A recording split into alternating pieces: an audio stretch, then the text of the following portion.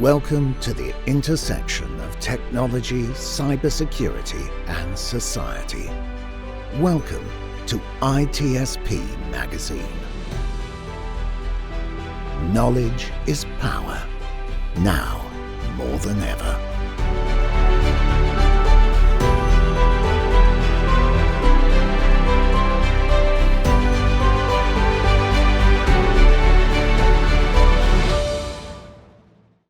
So hello and welcome to Getting Tech Right, the podcast about ethics and technology. My name is Kevin Macnish, and with me today is Tom Sorell, Professor of Philosophy at the University of Warwick, to talk about ethics and social media. So Tom, could you tell people something about your research and your interests? Yes. So as people will have gathered, I'm a philosopher. I've written things in quite a few areas of philosophy, but since 2008 or so, I've started to become interested in technology, and in particular the ethics of technology, starting with security technology, technology used against terrorism, surveillance technology primarily, and I've branched out from security technology and surveillance technology to cyberspace and online activity and different kinds of technology that can be used to regulate online activity and the ethics of such regulation. So that's a bit of background of just some of the topics that I've worked on in the cyberspace area. I've worked on online aggression, crime and retaliation against aggression and crime, fraud, vigilantism, all that kind of thing. Excellent. So thanks. So when you say you've been working in this area for about 15 years, I mean, that's not far off the age of social media itself. I think, Facebook started in about 2007, I seem to remember, or maybe it came to the UK in 2007. And it's felt, looking back over that time, that social media has never been terribly far from the news when it comes to ethics, whether it's about questions about privacy. I mean, I remember when your wall used to be public by default, and everything that you put on your wall, as it was then called, could then be searched on by people, through to questions about curating news and moderating pornographic content, politicization, and what was acceptable politically, what was not acceptable politically, and questions about research ethics from a few years back when they were engaged in some work around emotions. So a vast range. Is there anything in particular that you've been focusing on, or that really interests you in the area of social media? Yeah, I've been interested in various kinds of online harm, I suppose. So I'm interested in stalking as it manifests itself on the internet, on grooming, grooming children for sex. That's another kind of online harm. I've been looking at some kinds of very aggressive vigilantism, as I was saying before, misinformation, directed, for example, at a public health effort. So misinformation about vaccines in recent years, but before that, misinformation leading to manipulation of elections in democracies. All those things have been of interest to me, and I think I've written about all of them. Excellent. That's quite a broad range. So is there something, as you go through those, there's always a slight Luddite in me that just says, but these are pre-existing ethical problems. Is there something peculiar to social media that changes the angle on these? Because obviously with misinformation, we can look at propaganda in the past, child grooming hideously has been with us for a very long time, and so on. So most of these things feel like it is simply a matter of taking them from meat space into cyberspace, for want of using some dated terms. Well, I do think that there are some things that are very characteristic of social media. And perhaps the most central is the perceived importance of image making. So it's true that in the offline space, people try to cultivate an image. That's true among many other activities. But I think in the social media space, the cultivation of image, the protection of image, as one says really annoyingly these days, the curation of image, all of these things are extremely central, it seems to me, to the kind of day-to-day life of social media. And there are many things about it that are objectionable from the point of view of a kind of strict morality. I mean, there's the sheer narcissism of it a lot of the time, where because one's interested in cultivating an image of oneself, one's very preoccupied with oneself, but not in a self-critical way, but more in a kind of spin doctorish way, where you're cultivating your own image and trying to present an image that may hide, defects, and where the rules of the game are much more to do with successfully cultivating an image that attracts admiration and that repels criticism than one would find in normal life.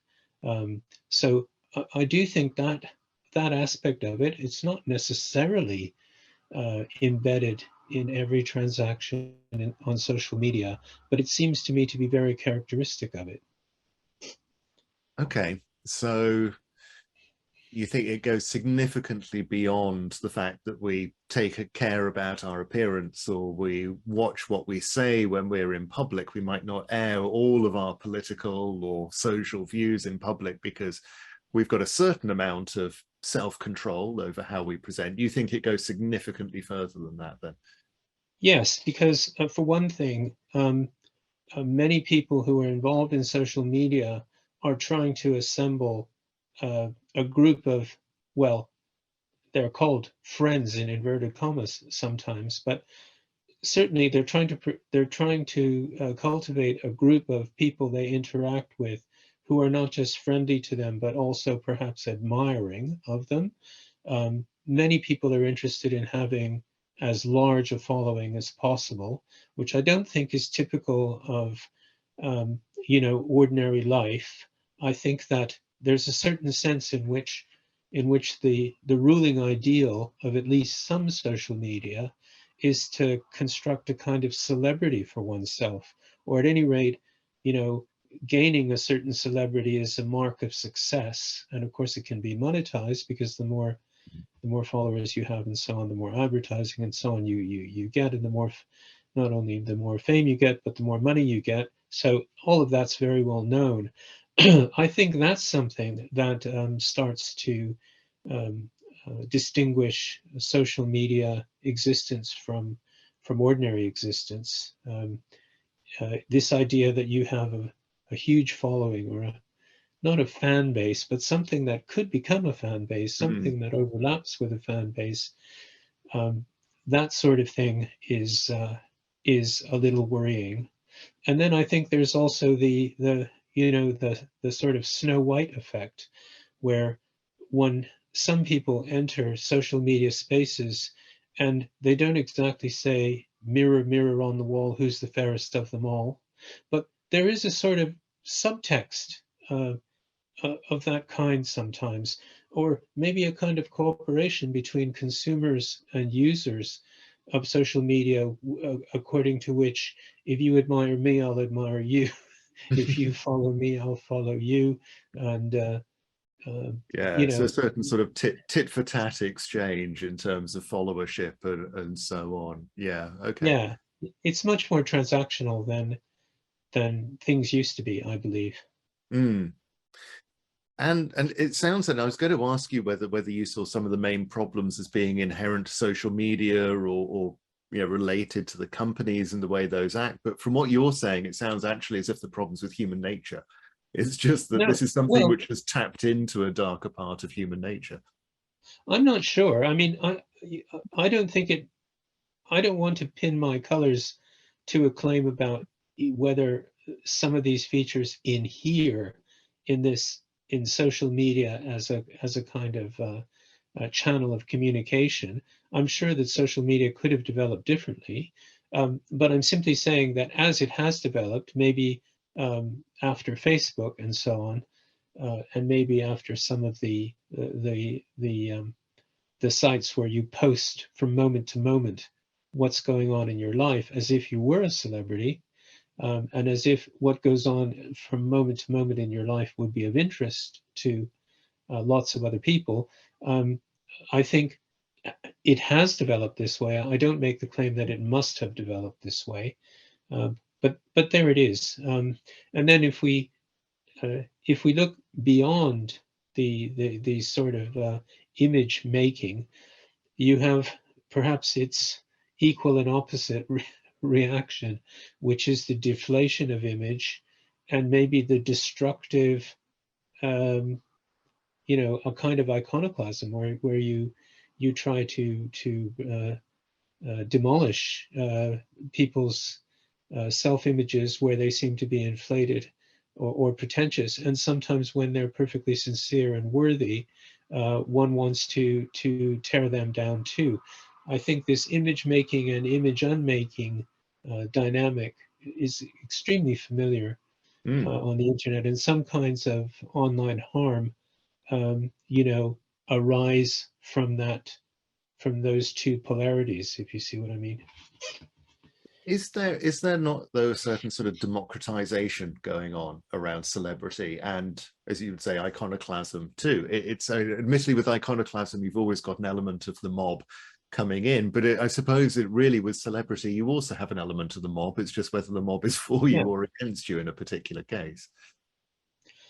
Well, yes, I guess there's a kind of democratization if what you mean by that is that lots of people who might not have risen to prominence in class terms or in traditional, through traditional forms of education or, other gate-kept bits of ladders to success.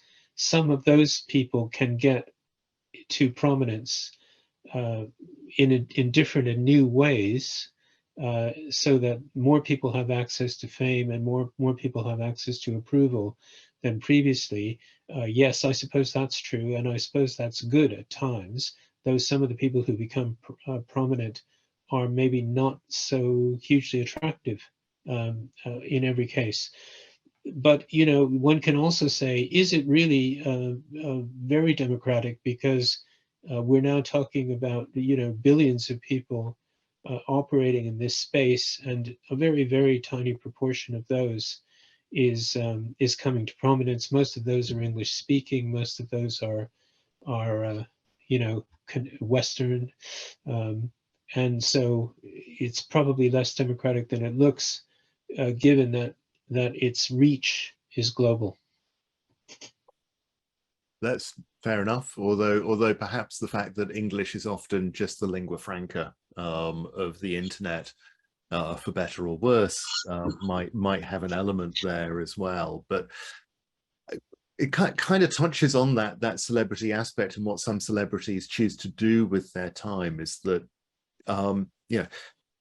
social media, I mean, the internet in general, but particularly social media, has become very much a hub for social activism from some perspectives. But it also clearly opens up opportunities for trolling and taking people down, as you say, that sort of iconoclasm to people. Although it doesn't always have to be the so-called celebrities that are taken down. It's often normal people that are subject to trolling as well. Now, as you said at the beginning, you've written a bit about hacktivism, vigilantism, and so on. So do you have any, well, let's just start generally. Do you have any thoughts about that? What's your kind of perspective on that? Well, let's start with the distinction between trolling and vigilantism. I take trolling to be very often a kind of gaming, where the troll is approaching people on the internet and trying to get a rise out of them, and sometimes they do that in very cruel ways. and sometimes the idea is to break down the self-image of people who are themselves a little insecure and vulnerable. And I quite see that's a very dangerous kind of game to play. But what I mean is that trolling really demands a response from the person being trolled. If people are ignored, then trolling hasn't worked. If they get a rise out of the people who are being trolled, then it works. So it's a kind of game. The troll wins if he gets a rise out of the person, or makes them angry, or makes them engage for a long period of time with them.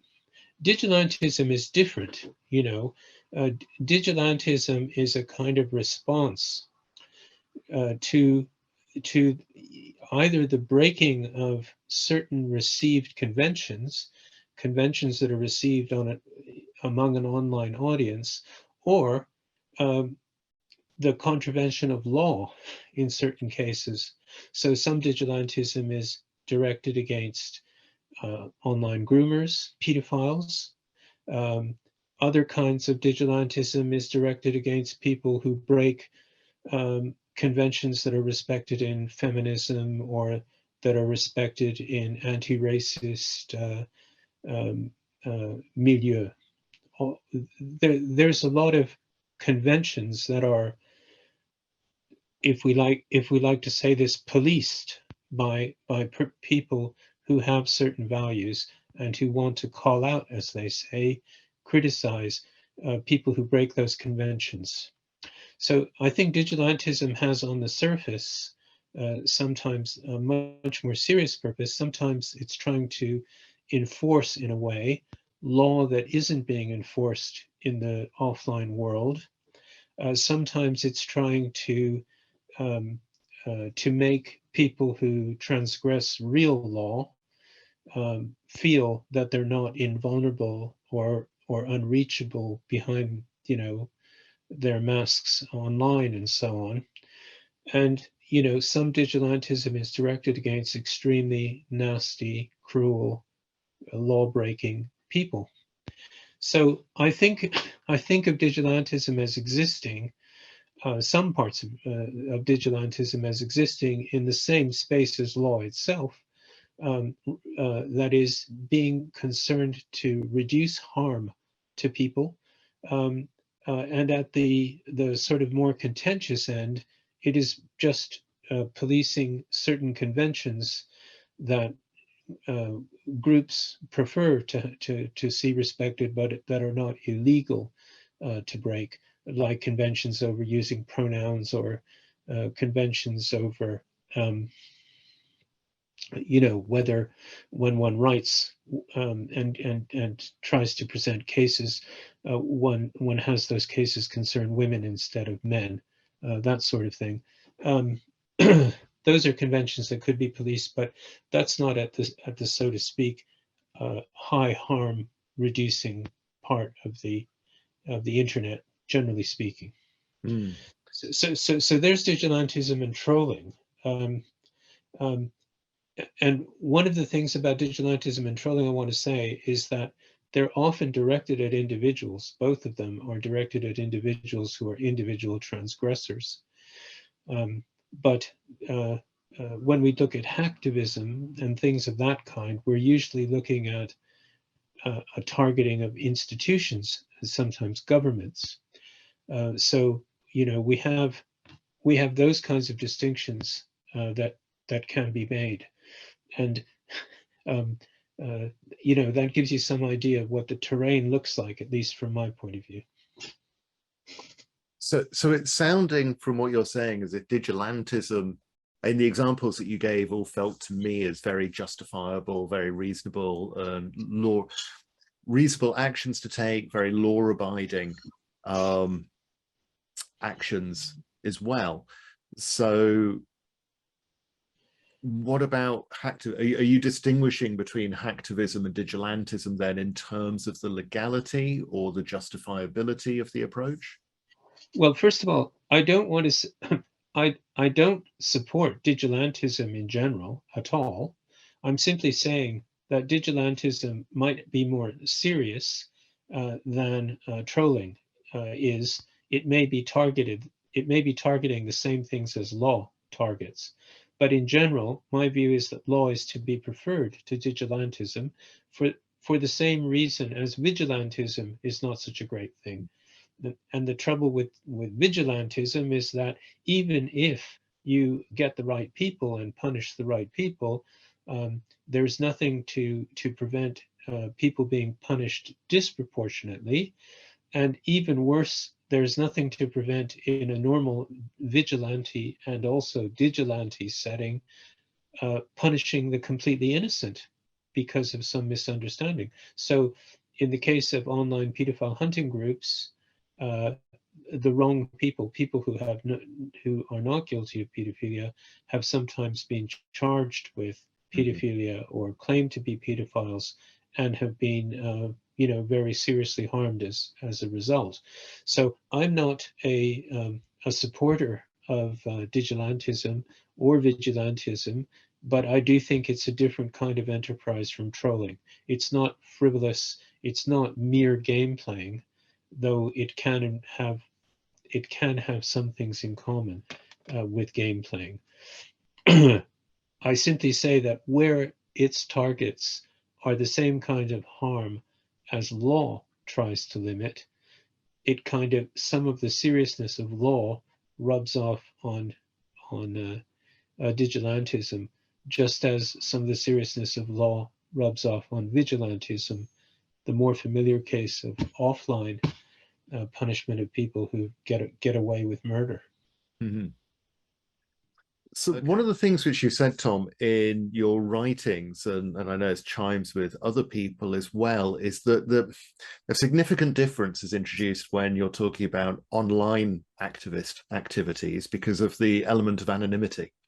And clearly that's quite different from when we look at sort of civil rights movements in the past, or indeed anything in the past, where anonymity simply hasn't really been an option. Maybe you can look at printing of pamphlets in the 18th century, but even then they typically found out who was printing the pamphlets after not too long.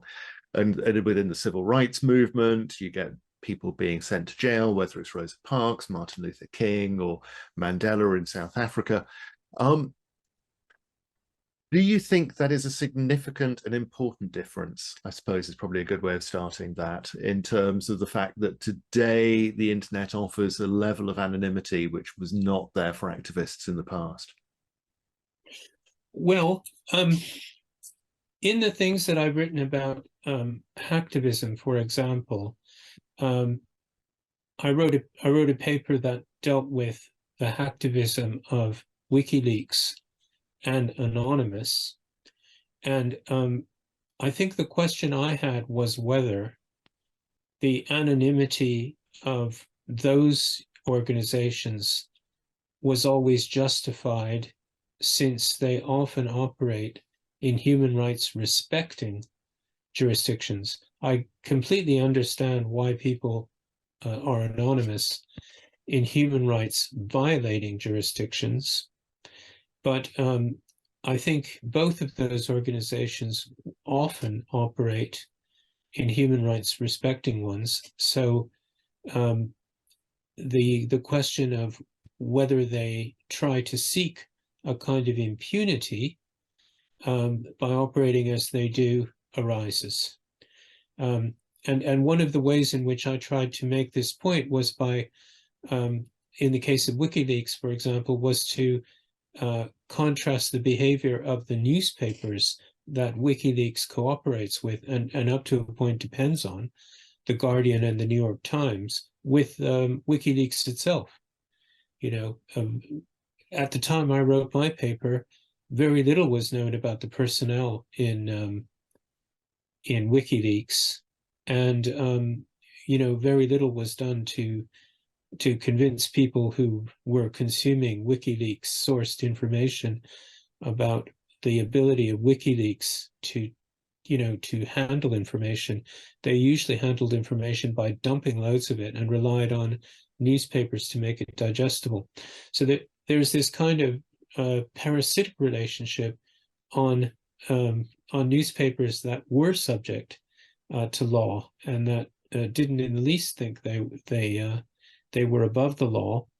There's a contrast between that and some of the thinking behind WikiLeaks, because there are some people who say, and these are people quite close to WikiLeaks at times, that WikiLeaks doesn't have audiences in domestic jurisdictions exactly. They kind of, WikiLeaks serves a sort of global audience without distinction, national distinctions. And it sort of gives the impression that they rise above national distinctions and are answerable to the world, which strikes me as extremely pretentious, apart from being obscure. So it's the kind of pretentiousness that goes along with some of this anonymity, and the impunity that goes along with some of this anonymity that I was questioning. And I was questioning that because hacktivists sometimes align themselves with human rights promotion, and it's an extremely important part of human rights machinery that states parties to treaties, which are the main medium of human rights enforcement, that states parties to treaties undertake to all the other members of the treaty organization to enforce and be answerable to treaty bodies for the execution of human rights conventions. So the strength of domestic legislation is one of the tests of seriousness of human rights purpose. And I think in WikiLeaks you get this attempt to float above all of that, which I found objectionable. In something like the way that I find vigilantism, flying above law, sometimes objectionable.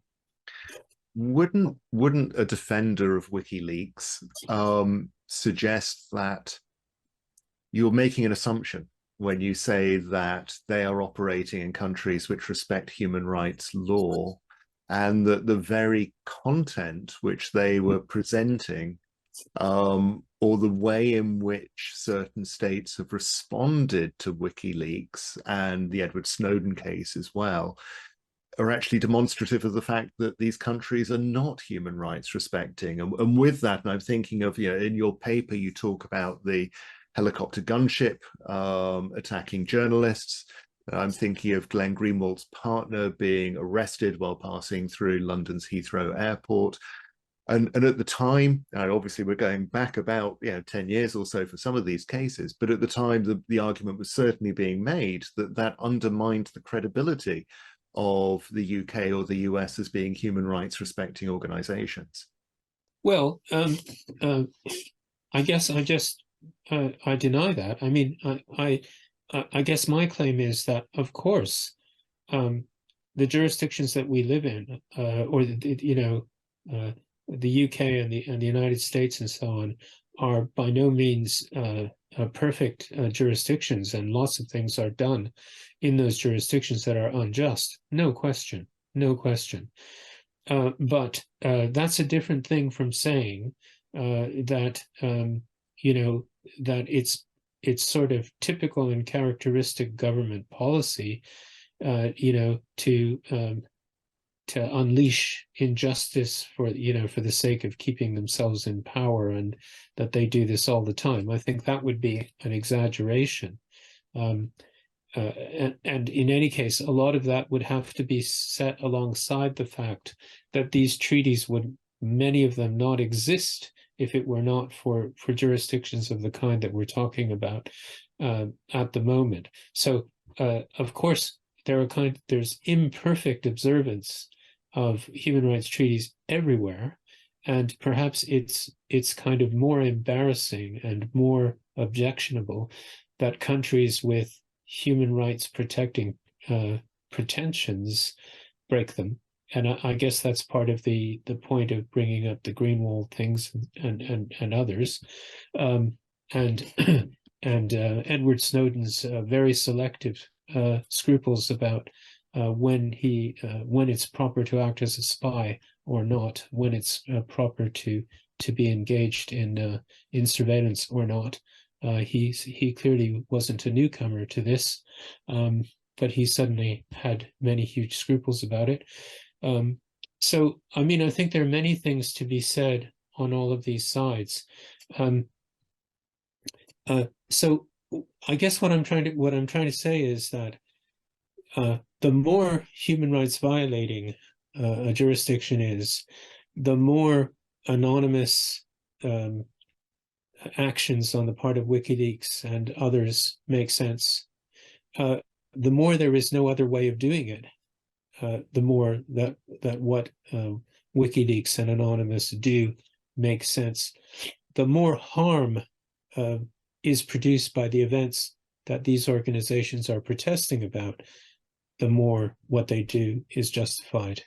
But if you look at the vast range of information that is dumped by WikiLeaks, lots of it is really of not huge importance and doesn't expose huge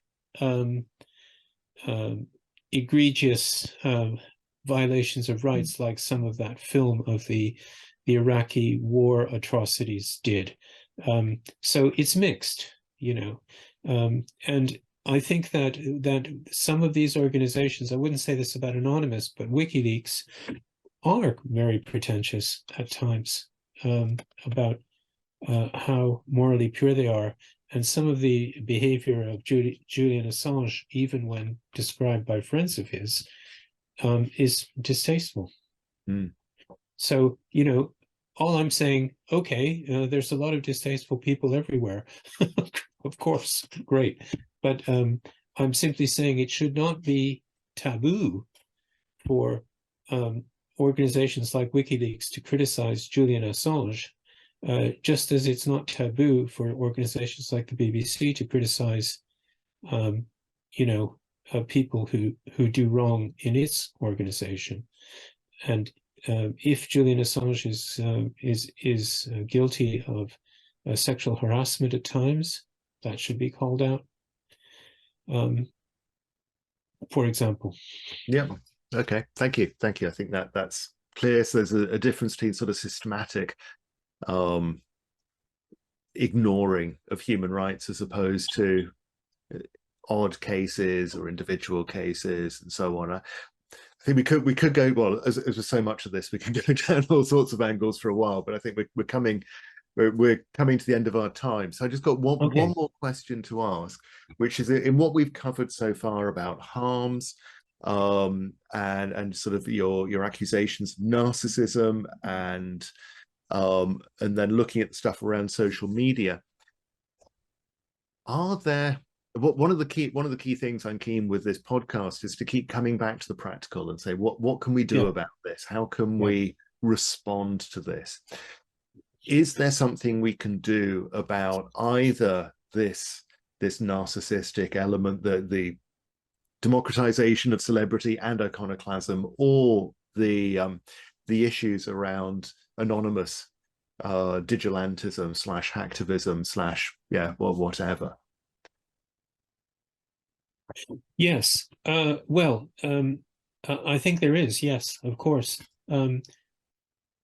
Even though some of the efforts in this direction are imperfect, the idea that there are certain characteristic online harms and that some of those can be made illegal in different jurisdictions, I think that's already acknowledged as part of the answer, and is certainly taken by me to be part of the answer.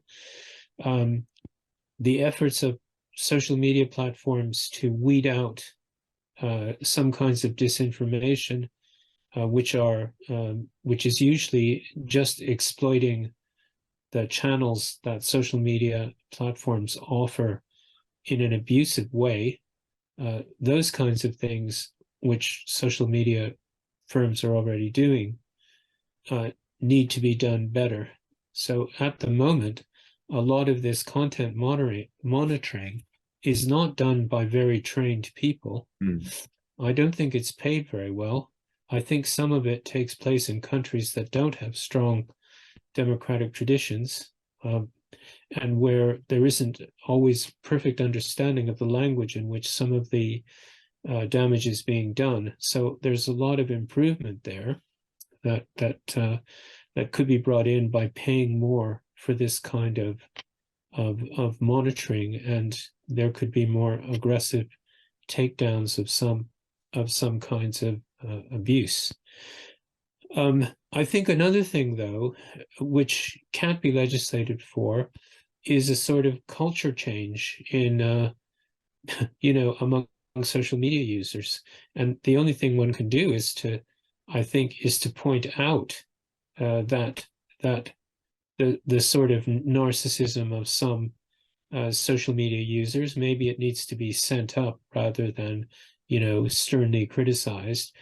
A lot of it is laughable, and a lot of people do make fun of stuff that they find on the internet. That's less urgent, it seems to me, than making sure that vulnerable people, especially children, whose self-images are easy to destroy, and they're easy to destroy mentally, that those people be protected. There are many agreed things that have been talked about in this area, like not tolerating suicide-promoting sites, not tolerating anorexia cheerleading sites, and all the other objectionable underbelly of the internet, and so on.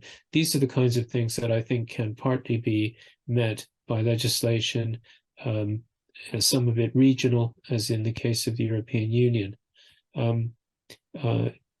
I think that the attitude toward all of these things in America is different, and the attitude toward regulating the internet on the part of the pioneers of the internet is very kind of hostile.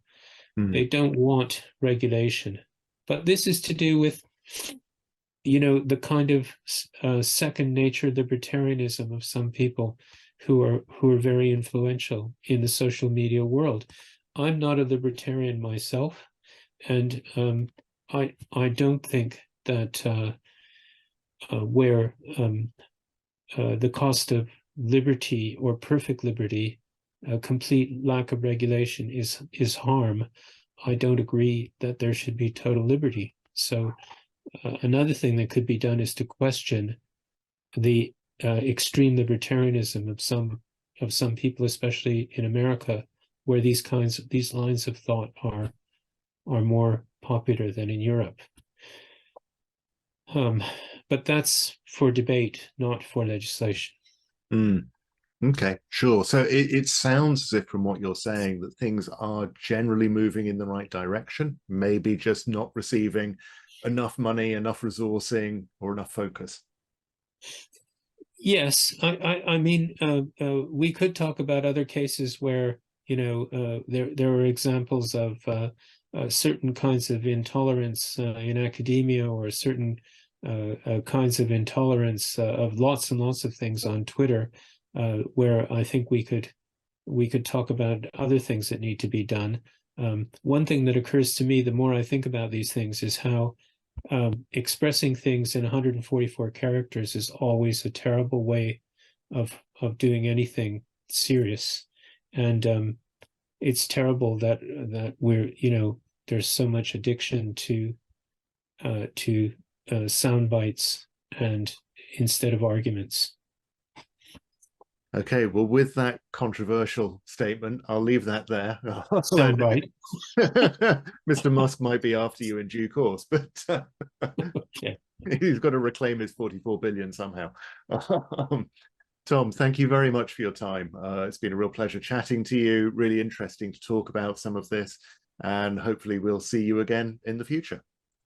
Thank you. Thanks. I enjoyed it. Thank you. Bye. We hope you enjoyed this conversation. If you learned something new and this story made you think, then share ITSP Magazine with your friends, family and colleagues. If you represent a company and wish to associate your brand with our conversations, sponsor one or more of our columns. We hope you will come back for more stories and follow us on our journey. You can always find us at the intersection of technology, cybersecurity, and society.